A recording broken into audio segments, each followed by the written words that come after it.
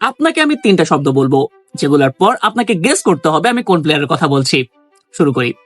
Goat, fidget spinner, 100 million flop. জি, আমি জানি আপনি যদি একটু একটু ক্লাব ফুটবলের খবরাখবর নিয়ে থাকেন, আপনি ইতোমধ্যে বুঝে গিয়েছেন আমি কথা বলছি ব্রাজিলিয়ান এক্স ম্যানচেস্টার ইউনাইটেডের প্লেয়ার, বর্তমানে রিয়াল বেতিসে খেলা অ্যান্টনির কথা। Goat Antony. দেখেন, এই অ্যান্টনিকে আমরা স্বাভাবিকভাবে আমরা চিনি একটা ইন্টারনেট ট্রল হিসেবে, যার খেলার ধরন, তার ঘোরাঘুরি, মাঠের ভিতর বল নিয়ে ঘোরাঘুরি, বিভিন্ন ধরনের ফেসিয়াল এক্সপ্রেশন, এসবের জন্য ওকে আমরা বারবার ট্রল করে থাকি। কিন্তু একটা প্রশ্ন কি আসে না আপনার মাথায় যে একটা ইন্টারনেট ট্রলের জন্য ম্যানচেস্টার ইউনাইটেডের মতো ক্লাব কেন 100 মিলিয়ন খরচ করেছিল একটা সময়? নিশ্চয় প্রশ্ন জাগে। তো সেসব প্রশ্নের উত্তর নিয়ে আজকের এই ভিডিও। তো চলুন আজকে জেনে আসি ওনার কাহিনী। অ্যান্টনি ম্যাথিয়াস দোস সান্তোস, যাকে আমরা অ্যান্টনি নামে চিনি, 2000 সালের 24 ফেব্রুয়ারি ব্রাজিলের সাও পাওলো শহরে জন্মগ্রহণ করেছিলেন তিনি। ছোটবেলা থেকে উনি ফুটবলের সাথে বেশ ওতপ্রোতভাবে জড়িত ছিলেন এবং বেশিরভাগ ব্রাজিলিয়ানের মতো উনি খেলা শুরু করেছিলেন ফুটসাল দিয়ে। এবং ফুটসালে তার স্কিল ছিল তার বয়সের তুলনায় অনেক বেশি লেভেলের, যার কারণে 2010 সালে উনি চোখে পড়েন ব্রাজিলের লোকাল ক্লাব সাও পাওলোর ইউথ স্কাউটদের, এবং তার স্কিল তাদেরকে বেশ ভালো রকমের ইমপ্রেস করে, যার কারণে তারা তখন তাকে একটা কন্ট্রাক্ট অফার করে সে 2010 সালে তাদের ইউথ একাডেমিতে জয়েন করার জন্য। এবং অ্যান্টনি সেই কন্ট্রাক্টটাকে অ্যাকসেপ্ট করে এবং এরপর তিনি খেলা শুরু করেন তাদের ইউথ একাডেমিতে। তবে তিনি সেখানে খেললেও বেশ সমস্যার মুখোমুখি হচ্ছিলেন। তিনি প্রপার গেম টাইম পাচ্ছিলেন না, প্লাস ম্যানেজারকে তিনি ইমপ্রেসও করতে পারছিলেন না, যার কারণে ম্যানেজার তো সিদ্ধান্ত নিয়ে ফেলেছিলেন যে তাকে তাদের ইউথ র্যাঙ্ক থেকে বাদ দিয়ে দেওয়ার জন্য। কিন্তু তখনকার সময় সাও পাওলোর ইউথ একাডেমির যারা স্টাফ ছিলেন তারা সেই ম্যানেজারকে কনভিন্স করার ট্রাই করেন যে এই প্লেয়ার ভবিষ্যতে বেশ ভালো রকমের খেলতে পারবেন, কারণ তার ড্রিবলিং স্কিল সহ বিভিন্ন ধরনের স্কিল কিন্তু বেশ ভালো রকমের ছিল। এবং সেই সময় ম্যানেজার তাদের কথায় তাকে সেই দলে রেখে দেয় এবং এর পরবর্তীতে তিনি বেশ ভালো রকমের খেলা শুরু করেছিলেন। এবং এর মাঝখানে তার বন্ধুত্ব হয় দুজন সেই ইউথ একাডেমির প্লেয়ার, যাদের নাম ছিল ইগোর গোমেজ আর হেলিনহো। এবং সেখানে তার দিনটা বেশ ভালো রকমের যাচ্ছিল এবং বিভিন্ন ইউথ টুর্নামেন্ট গুলোতে তিনি পার্টিসিপেটও করছিলেন। এবং 2018 সালে তার সেই দুই বন্ধু হেলিনহো আর ইগোর গোমেজের সাথে তাকে প্রমোট করা হয় সাও পাওলো সিনিয়র টিমে। তবে এক ম্যাচ খেলার পর তাকে আবার নিচে নামিয়ে আন্ডার-20 দলে নিয়ে আসা হয় এবং সেখানে তাকে একটা টুর্নামেন্ট খেলতে পাঠানো হয়। সেই টুর্নামেন্টটার নাম ছিল সাও পাওলো দি ফুটবল জুনিয়র বা এরকম কিছু একটা, কোপা সাও পাওলো দি ফুটবল জুনিয়র, এরকম একটা নাম। এবং সেই টুর্নামেন্টে তিনি দেখান এক অনবদ্য পারফরমেন্স। মাত্র 9 ম্যাচে তিনি করে বসেন 4 গোল এবং 6 অ্যাসিস্ট এবং হয়ে যান সেই টুর্নামেন্টের বেস্ট প্লেয়ার। এবং এই অনবদ্য পারফরমেন্সের পর তাকে আবার ডাকা হয় ফার্স্ট টিমে এবং সেখানে তিনি তখনকার সময় বেশ ভালো রকমের গেম টাইম পাচ্ছিলেন। বেশ ভালো রকমের দিন যাচ্ছিল অ্যান্টনি সেই ব্রাজিলে। বাট 2020 সালে তাকে সাইন করার জন্য চলে আসে ডাচ টিম আয়াক্স এবং তারা তাকে সেই সময় 13 মিলিয়ন ইউরোর বিনিময়ে, যেটা পরবর্তীতে 18.1 মিলিয়ন পর্যন্ত হতে পারতো, মানে অ্যাডন্স অনুযায়ী ধরা যায় যে 18 মিলিয়ন ইউরোর বিনিময়ে তারা তখন সাইন করে আয়াক্স এর মেইন টিমের জন্য। আয়াক্স এর তখনকার সময় কোচ ছিলেন এরিক টেন হ্যাগ, মনে রাখুন এই নামটা।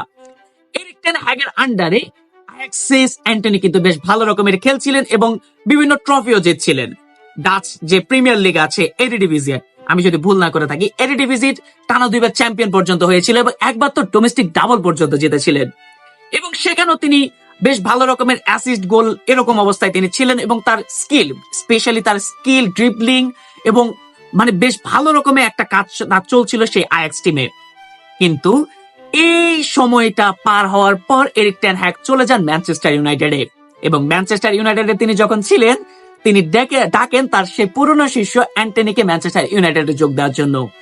এবং ইউনাইটেড তখনকার সময় এই অ্যান্টনির জন্য 100 মিলিয়ন 95 প্লাস 5 এই টাকা, মানে এই ইউরোর বিনিময়ে তারা তাকে তখন সাইন করে তাদের মেইন টিমে। এবং শুরুর দিকে মানে তার যখন ডেবিউ হয়েছিল সেই সময়টাতে অ্যান্টনি কিন্তু বেশ ভালো রকমের একটা খেলা দেখিয়েছিল, কারণ তার প্রথম 3 ম্যাচে তিনি 3টা কনজিকিউটিভ গোল করে বসেন এবং হয়ে যান ইউনাইটেডের প্রথম প্লেয়ার হিসাবে। এর আগে কোনো প্লেয়ার করতে পারেনি এই রেকর্ডটা, যে নিজের প্রথম 3 ম্যাচে 3টি গোল করে বসেন। তবে এরপর তার জীবনে নেমে আসে কি বলতাম অন্ধকার একটা সময়। কারণ এরপর তিনি একটা ফুটবলারের থেকে হয়ে যান একটা ইন্টারনেট ট্রোল। ম্যানচেস্টার ইউনাইটেডের শুরুটা জমকালো হলেও আস্তে আস্তে নিজের খেল হারিয়ে ফেলা শুরু করেন অ্যান্টনি। একে তো 100 মিলিয়নের ট্যাগ, তার উপর ইংলিশ মিডিয়ার যে প্রেশারটা আছে সেটা, এর উপরে ফ্যান্সদের এক্সপেকটেশন ছিল অনেক আপার লেভেলে।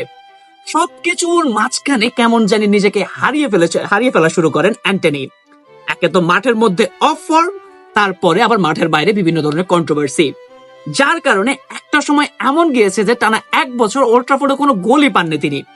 একটা ফরওয়ার্ডের জন্য এই জিনিসটা যে কত মারাত্মক বাজে সেটা আমি আসলে আপনাকে আর বলার দরকার পড়ে না। ইউনাইটেডের পুরো টিমটারই তখন একটা বাজে সময় চলছিল এবং এখন পর্যন্ত চলছে, এবং সাথে সাথে বাজে সময় যাচ্ছিল অ্যান্টনির নিজেরও, যার কারণে তিনি একটা বাজে একটা পরিস্থিতির মধ্যে দিয়ে যাচ্ছিলেন, যেখানে মাঠের মধ্যে তার খেলা তো চলছিলই না, মাঠের বাইরে তার এক্স গার্লফ্রেন্ড তাকে অ্যাসল্টের জন্য বিভিন্ন ধরনের মামলা টামলা করে বসেছিলেন। একটা বাজে সময় পার করছিলেন তিনি, এবং এরিক টেন হ্যাগের আন্ডারে তিনিও মোটামুটি একটা সময় এমন এসে গেছিল যে তিনি আর গেম টাইমই পাচ্ছিলেন না।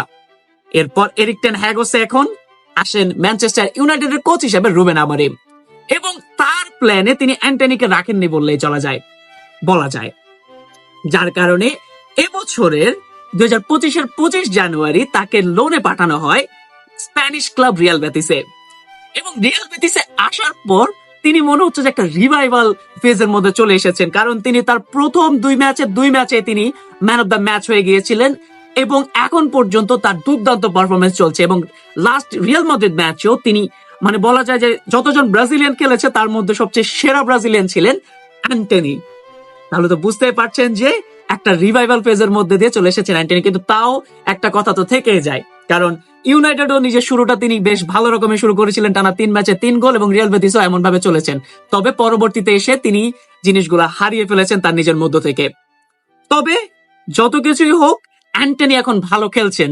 এখন তাহলে এর মাঝখানে আমরা কিছু প্রশ্ন তুলতেই পারি যে ইউনাইটেডে কি মেন সমস্যা, যেখানে রোনালদো চলে যেতে হয়েছে, স্যানচো চলে যেতে হয়েছে, রাশফোর্ডকে চলে যেতে হয়েছে, তাহলে কি মেন সমস্যা অ্যান্টনির মধ্যে ছিল নাকি ইউনাইটেডের ম্যানেজমেন্ট বা ইউনাইটেডের এনভায়রনমেন্টের মধ্যে ছিল? প্রশ্নটা আমি আপনাদের কাছে ছেড়ে দিচ্ছি। তো বর্তমানে অ্যান্টনি খুব ভালো খেলছেন, এবং আমি আশা রাখি সে যেন এরকম ভালো পারফরমেন্স আরো বজায় রাখতে পারে। তো কেমন লেগেছে ভিডিওটি সেটা আমাকে কমেন্ট করে জানাতে পারেন। পরবর্তীতে কোন প্লেয়ারকে নিয়ে ভিডিও চান সেটাও কমেন্ট করে জানাতে পারেন। আর এই ভিডিওর কোন পার্টটা ভালো লেগেছে এবং অ্যান্টনিকে আপনার কেন ভালো লাগে সেটা আমাকে কমেন্ট করে জানাতে পারেন। তো পরবর্তী ভিডিও পর্যন্ত সবাই ভালো থাকুন, সুস্থ থাকুন। সবাইকে আসসালামু আলাইকুম।